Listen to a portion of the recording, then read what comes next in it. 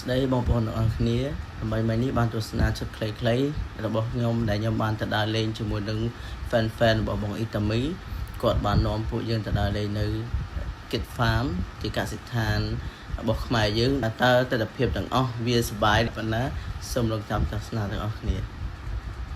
Good morning នេះជាថ្ងៃដែលបងអ៊ីតាមីនាំ fan ទៅដើរលេងនៅ Kid Farm ហើយម្នាក់អត់មានដេកអត់មានពួនទេងើបតាមម៉ោង 3 ម៉ោង 4 រៀបចំខ្លួនទៅជុំគ្នានៅស្តាតអូឡ িম্প ិកខ្ញុំឲ្យប្អូនខ្ញុំជូនទៅជុំគ្នានៅនោះទៅក្រុមការងាររបស់គាត់បានហៅឡើងឡានយើងទៅពីឡានណាហើយឡើងឡានម្ដងម្នាក់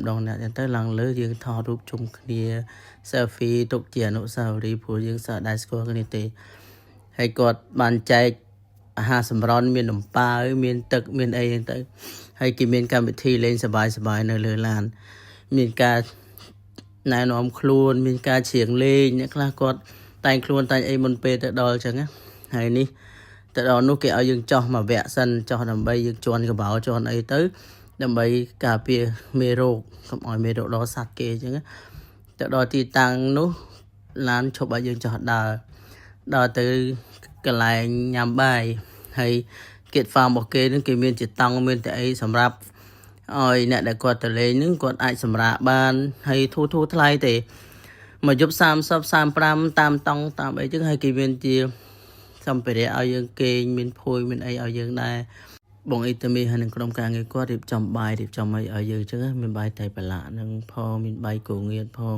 ហើយទេសភាពគេនៅនោះស្អាតណាស់មានទឹកហូរមានអីចឹងហើយអ្នកដែលគាត់ចង់ទៅលេងគាត់អាចនាំកូនចៅទៅលេងបានហើយខ្ញុំ recommend ឲ្យទៅលេងខែភ្លៀងទៅព្រោះខែភ្លៀងមានទឹកច្រើនដើម្បីក្មេងៗលេងបើទៅលេងខែ2នេះអត់មានទឹកទេបន្ទាប់ពីមើលទេសភាពហើយយើងក៏ញ៉ាំបាយញ៉ាំបង្អែមញ៉ាំអីហើយក៏ថតរូបជុំគ្នា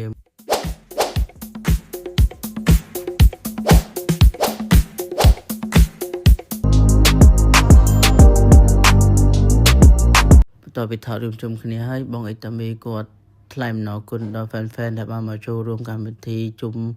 fan របស់គាត់ហើយសិតមកពីបណ្ដាខេត្តឆ្ងាយដែលយើងអត់ដែលបានស្គាល់គ្នាសោះមកជុំគ្នាដើម្បីជួប idol ហើយគាត់សង្ឃឹមថាគាត់នឹងមានកម្មវិធីនេះឡើងម្ដងទៀតសង្ឃឹមថា top fan ដូចពួកខ្ញុំដែលទៅវគ្គមុនហ្នឹងក៏បានចូលរួមមួយគាត់ម្ដងទៀតដែរព្រោះទៅដើរលេងមួយគាត់លើកមុនហ្នឹងសប្បាយណាស់សប្បាយមិនអាចបំភ្លេចបានហើយយើងមានអនុស្សាវរីយ៍មួយគ្នាជាច្រើនមានទាំងរូបថតមានទាំងវីដេអូនិងសកម្មភាពផ្សេងជាច្រើនឥឡូវយើងដើរមើលសួនសត្វហើយសត្វគាត់មានច្រើនប្រភេទដែរមានកូនឆ្មាកូនឆ្កែកូនទន្សាយខ្ជូត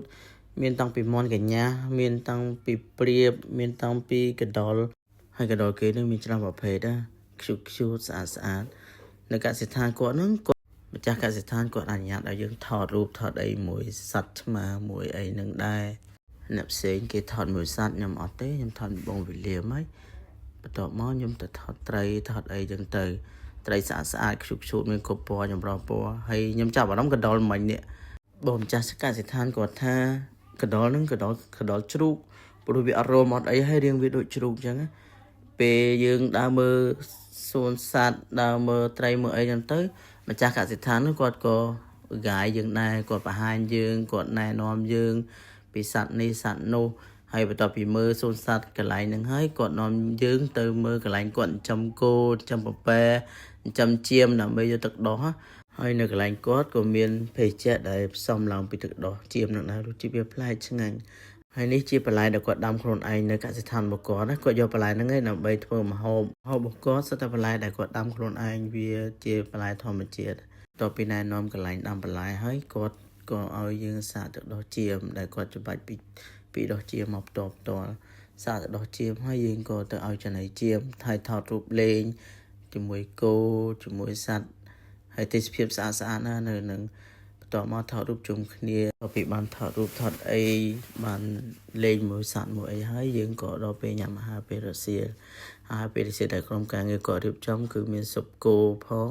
ហើយមួយមុខទៀតគឺគោដុតដែលគោដុតហ្នឹងគាត់កំពុងគោដុតមកទាំងមូលដើម្បីឲ្យ top fan របស់គាត់បានសាកបានញ៉ាំបន្ទាប់ពីញ៉ាំអាហារពេលរសៀលហើយយើងក៏ទៅលេងនៅទីវាលចៀមដែលយើងអាចថតរូបថតអីជុំគ្នាថតនៅកន្លែងទីវាលចៀមហ្នឹងនេះគឺជាកម្មវិធីចុងក្រោយដែលយើងបាន đã lên mà ngày bình cảm thấy trong cáiយើងថតរូបថតអីហើយក៏យើងជិះឡានត្រឡប់មកផ្ទះវិញពេលជិះឡានមកវិញក៏យើងមានកម្មវិធីសប្បាយៗនៅលើឡានយើងរាំយើងច្រៀងយើងសប្បាយមុនយើងបែកគ្នា